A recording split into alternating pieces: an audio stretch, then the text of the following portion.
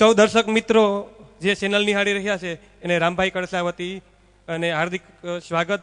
સૌ પ્રથમ દર્શક મિત્રો, આપ છેલ્લા 3 દિવસથી પોરબંદર તાલુકાના કળશ ગામનું આ લાઈવ પ્રસારણ નિહાળી રહ્યા છો અને આ પ્રસારણની અંદર આપે ઘણા બધા ફોન દ્વારા મેસેજ આપી ભૂરાભાઈને, હિરલબેનને અને આ જાડેજા પરિવારને અને કળશ ગામને પણ ખૂબ ખૂબ શુભેચ્છાઓ પાઠવી છે. મહેર એકતાની વેબસાઇટ દ્વારા આપ જ્ઞાતિજનોએ વિદેશથી પણ ફોન દ્વારા પણ ભૂરાભાઈને અને જાડેજા પરિવારને ખૂબ ખૂબ અભિનંદન પાઠવેલા છે.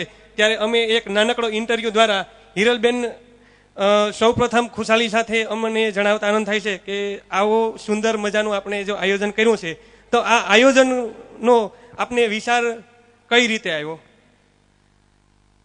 આ આયોજનનો વિચાર મને નહીં પણ મારા પતિ શ્રી ભૂરા મુંજા જાડેજાને વિચાર આવ્યો. સૌ પ્રથમ ગયા વર્ષે 20 એપ્રિલે. અને માતાજીની અમારા ઉપર મહેરબાની હશે કે અમે અમારા ઘરના મંદિરની મૂર્તિની પ્રેરણા કરતા હતા, વિચાર કરતા હતા. એમાંથી અમને માતા કાંદલીયાઈની મૂર્તિ બનાવવાનો વિચાર આવ્યો અને માતા કાંદલીયાઈ પ્રેરણા કરતા ગયા. અને એમ અમને એવું જ લાગ્યું હંમેશા કે માં આદેશ કરતા ગયા, માં અમને રસ્તો બતાવતા ગયા અને એ રસ્તા પ્રમાણે અમે ચાલ્યા. અને આજે માં સાક્ષાત જગતજનની કાંદલી માતા સાક્ષાત મંદિરમાં પધાર્યા. અને જોગાનું જોગ અમારા ગામ કળશને 700 વર્ષ આજે અખાત્રીજના દિવસે પૂર્ણ થાય છે. અમે જ્યારે આ પ્રોગ્રામનું આયોજન કર્યું અને જ્યારે માતાજીના મૂર્તિ સ્થાપન માટેનું જ્યારે પ્રાણ પ્રતિષ્ઠા વિધિ માટેનું મુહૂર્ત લીધું ત્યારે અમને ક્યાં ખ્યાલ પણ નહોતો કે અખાત્રીજના દિવસે કળશ ગામને અમારા વડીલોએ તોરણ બાંધી અને 700 વર્ષ થાય છે.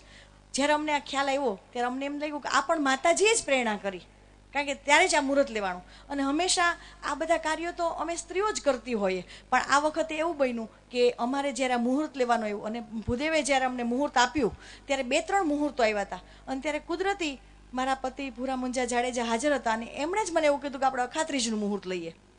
મેં થોડોક વિરોધ પણ કરેલો કે અખાત્રીજના દિવસે બહુ જ લગ્ન હોય આપણા લોકોમાં, લોકો ઓછા આવશે, આપણા સગાવાલા ઓછા આવશે, પણ ખબર નહીં એમને શું પ્રેરણા થઈ એટલે એમણે એમ કીધું કે અખાત્રીજનું જ મુહૂર્ત લેવું છે. અને અખાત્રીજનું મુહૂર્ત લીધા પછી અમને હમણાં જ છેલ્લા 2 મહિના પહેલાં ખ્યાલ આવ્યો કે અમારા ગામને 700 વર્ષ પૂર્ણ થાય છે. અમને પણ ખૂબ જ ખુશી થઈ કે અમે અમારા જાડેજા પરિવાર સાથે અને આ અમારા કળશ ગામમાં અમે બધાએ બધા જાડેજા પરિવારે સાથે રહી અને આ માતાજીના મૂર્તિ પ્રતિષ્ઠાને તેમજ આ ગામને 700 વર્ષ પૂર્ણ થયાને સાથે સૌએ સાથે મળી અને ઉત્સવભેર આજે પ્રોગ્રામ ઉજવ્યો અને એનો અમને અનેર આનંદ છે. હિરલબેન, આજે અમે છેલ્લા 3 દિવસથી આ કાર્યક્રમમાં હાજર રહી અને બહુ એટલો બધો ધામધૂમથી આ કાર્યક્રમ યોજાયો છે. તો આવો સુંદર આયોજન કરેલ છે, તો આ આયોજન એટલું બધું સરસ છે કે એની તૈયારી આપ કેટલા દિવસથી, કેટલા સમયથી આની આયોજન અને આની તૈયારી કરેલી? આમ તો માતાજીની મૂર્તિ બનાવવા આપી ત્યારથી આયોજન કહી શકાય, પણ સાચું આયોજન તો છેલ્લા 1-8 મહિનાની અંદરમાં જ અમે આ ગામ ખાતે કર્યું. પણ અમને કળશ ગામના તમામ લોકોએ ખૂબ જ સાથ સહકાર આપ્યો. આ તકે કળશ ગામના તમામ આગેવાનો, મિત્રો, અમારા બધા જ તમામ ઘરથી લોકોએ એટલો બધો સાથ સહકાર આપ્યો છે. અમારો પરિવાર છે, કારણ કે કળશ ગામ એટલે કળછાઓનું ગામ ને કળછાઓ એટલે જાડેજાઓ, એટલે તમામ જાડેજા પરિવારે આ અમારા કાર્યક્રમને ઉપાડી લીધો છે. એમણે દીપાવ્યો. અમે લોકો તો અહીંયા આ 3 દિવસ દરમિયાન અમે ક્યારેય કોઈ જગ્યાએ જોવા પણ નથી ગયા. ગામ લોકોએ અને અમારા સાથી મિત્રોએ, કાર્યકરોએ, ગામથી ઘણા બધા આગેવાનો, કાર્યકરો લોકો આવ્યા અને બધાએ અમારું આ કાર્ય એવી રીતે પૂર્ણ કર્યું કે અમને ખબર પણ નથી કે ક્યાં કઈ રીતે આ કાર્યક્રમ પૂર્ણ થયો.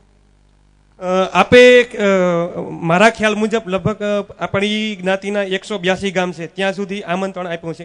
એટલે આ માટે કઈ રીતે આયોજન હતું અને આપ આમંત્રણ પત્રિકા કેટલા ગામ સુધી પહોંચાડેલી? મોટા ભાગે પોરબંદર જિલ્લામાં તમામ અમારા 150 ગામ છે પોરબંદર જિલ્લાના, અને એ ઉપરાંત જુનાગઢના અમારા અમુક ગામો, જામનગર વિસ્તારમાં જ્યાં જ્યાં આપણા મહેરકોમ છે ત્યાં દરેક જગ્યાએ અમે આશા રાખી હતી કે અમે આમંત્રણ પહોંચાડીએ.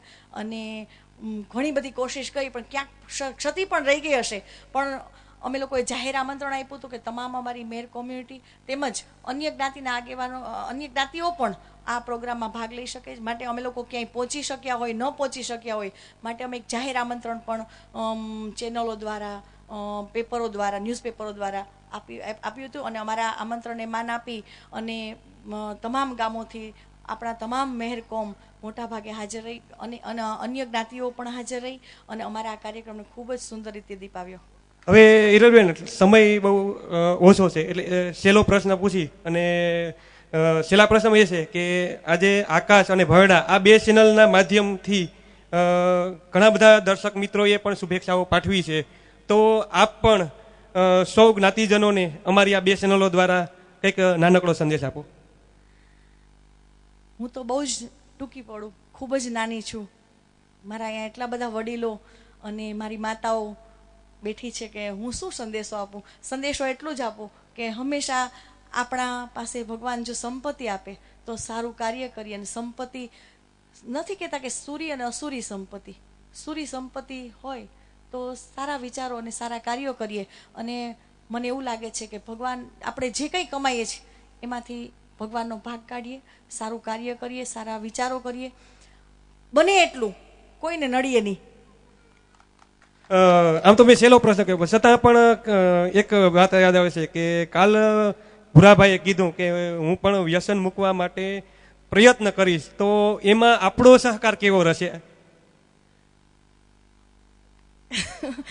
બહુ અઘરો પ્રશ્ન છે, છતાંય જવાબ તો જરૂરથી આપીશ કે એના માટે સૌથી પહેલાં તો મારા વડીલ એવા ભાયા બાપુ રાતિયાનો ખૂબ ખૂબ આભારી છું કે એમની વાત મારા પતિના મગજ સુધી થોડીક પણ પહોંચી.